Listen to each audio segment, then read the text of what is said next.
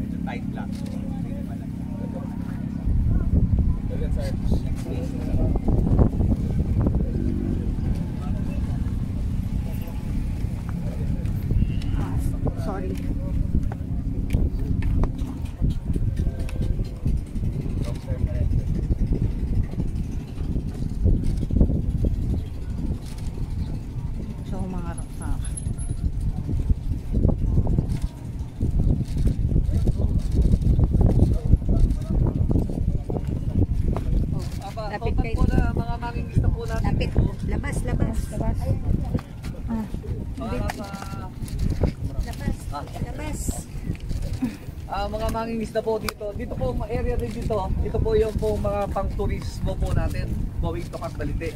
Yung po mga mangingisda po natin, dahil we have 50 km shoreline, ano po, hanggang Taxi I-3, ito po ginagawa yung windmill na pinakmalaki. Rong tayo daw. Pilipinas. Rong tayo. Megawatts. Ulit tayo 2,500 na mangingisda po yan na maliit na mangingisda po. Ito po sa 50 km shoreline. Yun naman pong aming pong mga rice field. Ito po doon sa may pagbaba, almost more than 100 hectares naman po. Ito po magdagyo na doon ay talaga pong ay pulong-pulong po ng tubig, pulong-pulong din ng kapag na nasa po mga talagang first story almost. Yung pong lahat ng bahay pagkatapos na bumuka ay lahat ay putik-putikan yung kanila pong mga gamit. Putik-putikan po lahat ay binibilan po nila. Mga bagong bahay, lumang bahay, wipe out sa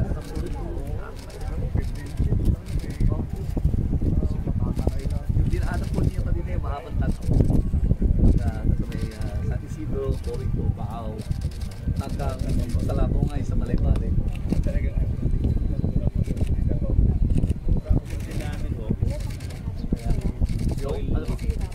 Ayaw po nasira. Liit lang muna. Talagang mahal po. Binira rin yung second. Apo, mahal po pa siya talaga.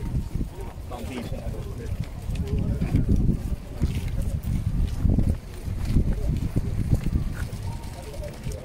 Karamihan po dito lang kinabubuhay lang kami pong mga Alin yung nabasag na wall? ito po sa bali highlight po ngayon. Ano yan? Basag to? Nasanggitan po somewhere here. Sorry po. Coast Guard. Dito po, sir. Explain mo po, sir. Dito po. Bali nung nagkaroon po sir ng tumama sir yung bike sir. Sige, mga aangat na ako. Mabuti nga po dito po pumunta dahil po dumiretso po doon. Bahay, sinaswerte pa rin po tayo. Bakit nagkaganon? Okay, Malakas po yung alon nito. hindi na kaya makontrol. Bali nag-take shelter po sila dito sir, pero hindi pa nila nakayanan yung hangin. Dito po sa area nito, doon po yung San Lorenzo, nagkaroon po dito, nagkaroon po ng storm surge. Halos lahat po ng mga maliliit na baksak ng ating po, mga kababayan ay talagang white.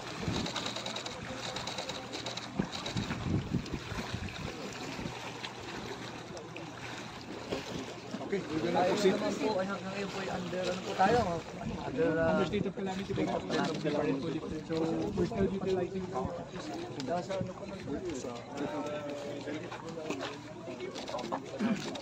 Saka po yung housing po namin dito, 85% ng mga maubanin ay ano lang po sila, nagre-renta lang. Kaya po... we will not proceed. Okay.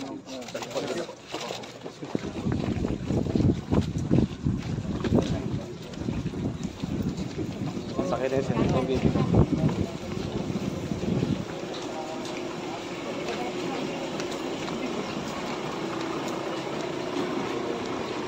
Ah, sir. Ah!